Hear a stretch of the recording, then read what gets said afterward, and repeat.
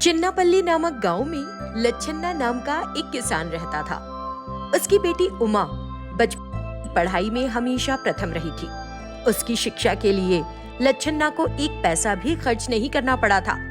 वो छोटे बच्चों को ट्यूशन पढ़ाती थी और कमाए हुए उन पैसों से किताबें और स्कूल की यूनिफॉर्म ले लेती थी।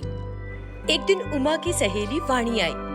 अरे उमा, तुम्हें रिजल्ट की एडवांस में बधाई। उमा ने पूछा, अरे पहले कैसे? नतीजा तो अभी तक आया नहीं है ना। मेरे पापा नेट सेंटर गए हैं, उनके वापस आने के बाद रिजल्ट का पता चलेगा। चुप रहो, अगर तुम फर्स्ट डिवीजन में पास नहीं होगी तो और कौन होगा बताओ?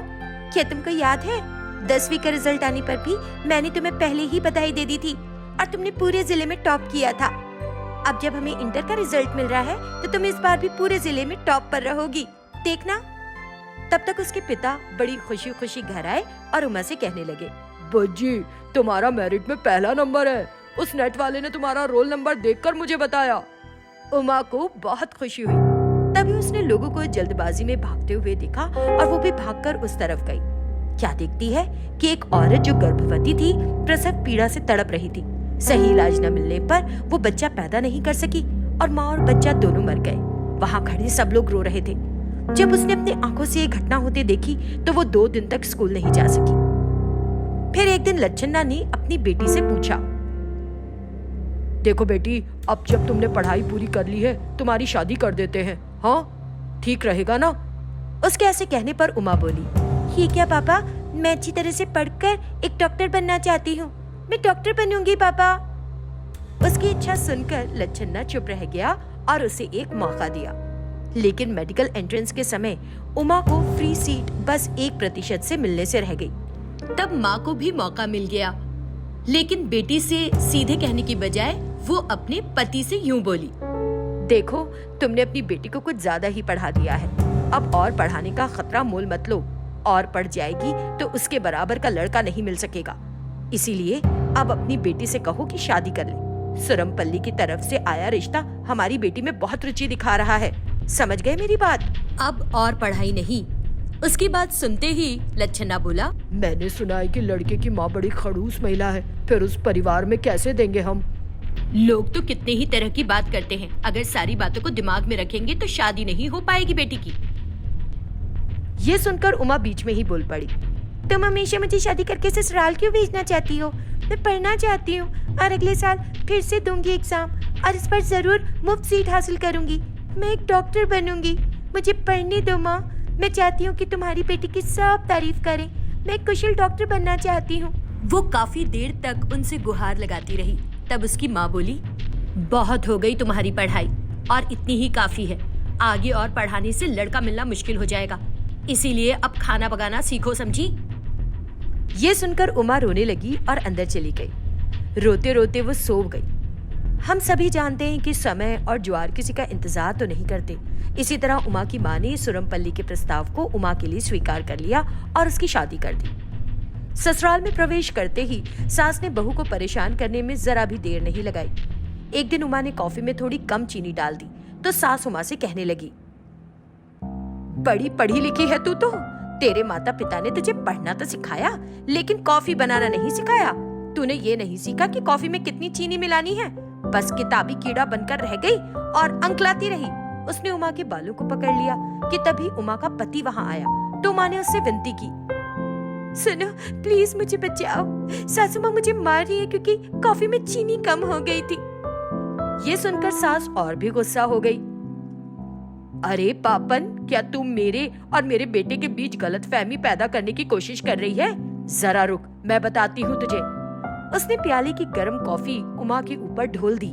माँ, माँ।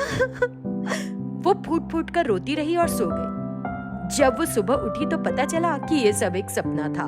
तब उमा ने सोचा, अरे ये तो एक बुरा सपना था, लेकिन अगर सच होता तो क्या होता?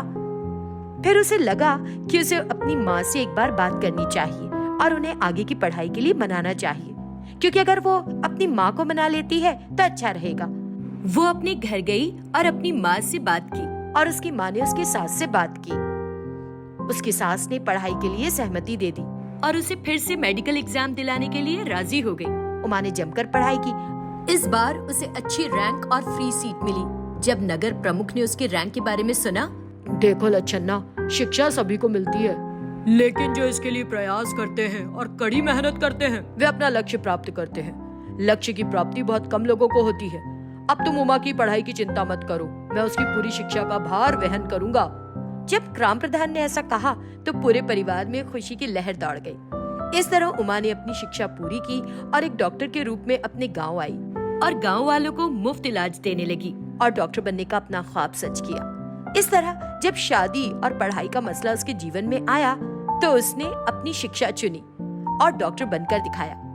मजेदार बात ये कि उसने ससुराल वालों के बुरा होने का सपना देखा, लेकिन वो तो बिल्कुल उलट निकले। अपने वास्तविक जीवन में वे सरल और विनम्र लोग थे, इसलिए उन्होंने उमा का उत्साह बढ़ाया और उसका सहयोग किया। और इस तरह एक किसान की बेटी ने डॉक्टर उमा के रूप में आकर उस गांव के लोगों की भरपूर सेवा की, अपने माँ बाप का नाम रोशन किया और एक सफल डॉक्टर भी बनी। शांतिपुर नामक गांव में दिव्या नाम की एक लड़की रहा करती थी। बचपन में माँ को खो देने के कारण उसके पिता शेखर काफी मेहनत करते थे और कुछ हद तक दिव्या को शिक्षित भी किया था। उनका एक बहुत गरीब परिवार था। दिव्या की इच्छा थी कि वो अच्छी तरह से पढ़े और एक कलेक्टर के रूप में चयनित हो जाए, और इसे हासिल करने के लिए वो बहुत कुछ करती थी। जब ऐसा था, एक दिन अचानक शेखर का एक्सीडेंट हो गया और वो बिस्तर पर आ गया। उसने अपने सपनों को एक तरफ कर अपने पिता और घर की जरूरतों को पूरा करने की जिम्मेदारी अपने ऊपर ले ली। शेखर को उसे दिन रात लगे देखकर बहुत बुरा महसूस हो रहा था। मैंने कभी नहीं सोचा था कि मेरे साथ ऐसा होगा बेटी। इस तरह बिस्तर पर लेटने की बजाय मर जाना अच्छा होगा। कम से कम तुम तो चैन से रहोगी। उसे बुरा लग रहा था। तब दिव्या ने जवाब दिया, पापा आप इस तरह क्यों बात कर रहे हो? अगर सब कुछ हमारी इच्छा के अनुसार हो तो हमें भगवान की क्या आवश्यकता है? नहीं नहीं बेटी, ये बात नहीं है। तुम अच्छी तरह से पढ़ो और आगे बढ़कर वहाँ पहुँचो जो तुम्हारा सपना है, लेकिन अब तुम उन सभी चीजों को छोड़कर मेरे और घर के काम में लगी रहती हो। जब मैं तुम्हें इस तरह से देखता हूँ तो मुझे बहुत दुख होता है बेटी। आप शांति से रहो और इन सब बातों के बारे में ना सोचो। जैसा लिखा है वैसा ही होगा। बेवजह की बातें ना सोचो और अपनी सेहत खराब ना करो। मैं हूँ ना, मैं सभी बातों का ध्यान रखूंगी, आप फिक्र मत करो, उसने कहा और चली गई। दिव्या सोच रही थी कि घर को कैसे चलाया जाए। मुझे इस तरह का काम करना है जिससे मुझे मेरे आगे बढ़ने में भी फायदा हो। ऐसा कौन सा काम है? वो उस तरह की नौकरी करने के बारे में सोच रही थी। कुछ देर बाद उसे एक आइडिया आया। हाँ, अब मैं हर एक घर में न्यूज़पेपर बांटूंगी और इस तरह मुझे करंट अफेयर्स पढ़ने को मिलेगा और ये मेरे कलेक्टर बनने के लिए उपयोगी होगा, उसने सोचा। अगले दिन उसने जाकर न्यूज़पेपर बांटने के बारे में बात की। अगले दिन से ही उसने सारे पेपर्स लिए, पहले खुद पूरा पेपर पढ़ा और फिर पेपर बांटने के लिए निकल गई। पेपर बांटने के बाद वो घर का काम संभालती थी और अपने पिता का ख्याल करती थी और फिर रात में बैठकर अपनी पढ़ाई किया करती थी। ऐसे ही कुछ दिन बीत गए। उसे दिन रात लगे देखकर शेखर को बुरा लग रहा था। और बेटी दिव्या, तुम्हें इस तरह काम करते देख मुझे ऐसा लगता है कि तुम बीमार होकर अपनी सेहत खराब कर लोगी। तुम कलेक्टर ना भी बनो तो भी मुझे कोई जरूरत नहीं। तुम सुरक्षित हो वही काफी है। मैं किसी से एक अच्छे वर की तलाश करने के लिए कहूँगा। तुम शादी कर लो। ऐसा क्यों कह रहे हो पापा? मैं प्रॉब्लम्स के कारण पीछे नहीं हटूंगी और अपने सपने को मारूंगी नहीं। इस तरह मत बोलो यूं। ऐसा नहीं है बेटी, लेकिन तुम्हारे पास जो पढ़ना है उससे संबंधित किताबें भी नहीं है, और अगर हम खरीदना चाहें तो हमें बहुत सारे पैसे चाहिए होंगे। हमारी इतनी कमाई कहाँ है?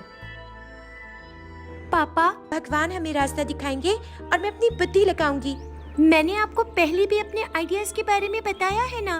वो बात नहीं है बेटी। पापा तुम सो जाओ, मुझे पढ़ना है। ये सुनकर शेखर बिना कुछ और बोले सो गया। रोज की तरह दिव्या पेपर बांटने गई और उसने खुद भी न्यूज़पेपर पढ़ा। उस दिन के न्यूज़पेपर में उसे कलेक्टर के पद की अधिसूचना मिली और अध्ययन सामग्री के बारे में भी पता चला। आखिरकार लंबे समय से जिसका इंतजार था वो दिन आ ही गया। भगवान की कृपा से अगर मैं जो चाहती हूँ वो हासिल कर ले तो। और न्यूज़पेपर बांटने निकल गई। आखिर में वो एक आंटी के यहाँ न्यूज़पेपर डाल रही थी और उनसे बोली, आंटी अगर आप बुरा न मानो तो क्या मैं आपसे एक बात पूछ सकती हूँ?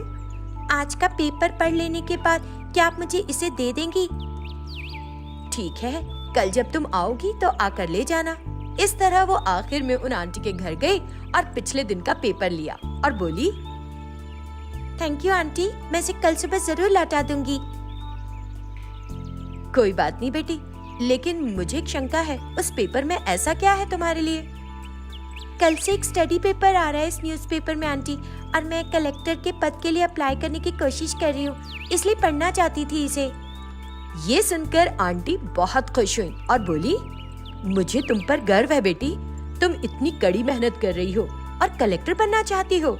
यदि तुम पढ़ना चाहो तो हमारे पास बहुत सी किताबें हैं जो सिविल परीक्षा के लिए उपयोगी हैं। एक बार मेरे बेटे ने भी सिविल परीक्षा के लिए प्रयास किया था, लेकिन कुछ करना हुआ। यदि तुम उन्हें लेकर पढ़ती हो तो उनका इस्तेमाल हो जाएगा, तो ले लेना। उन शब्दों को सुनकर दिव्या को बहुत खुशी हुई और उन्हें लेने के लिए तैयार हो गई। आंटी अंदर गई और किताबें लाकर उसे दे दी। दिव्या बहुत कड़ी मेहनत करती थी और काम खत्म होने के बाद जब भी उसे खाली समय मिलता था तो वो बैठकर तैयारी करती थी। इस तरह कुछ दिनों के बाद उसे वो मिल ही गया जिसकी उसे ख्वाहिश थी। वो उच्च अंकों के साथ पास हुई और साक्षात्कार में चयनित हुई और उसे कलेक्टर की नौकरी मिल गई। उसकी खुशी की सीमा न रही। पापा, मेरा ख्वाब पूरा हो गया, दिव्या ने जोर से चिल्लाकर पापा को बताया। खुशखबरी सुनकर शेखर की आंखों में खुशी के आंसू छलक गए। इस तरह एक गरीब लड़की ने जो चाहा उसे पा लिया और कलेक्टर बन गई और अपना सपना साकार किया।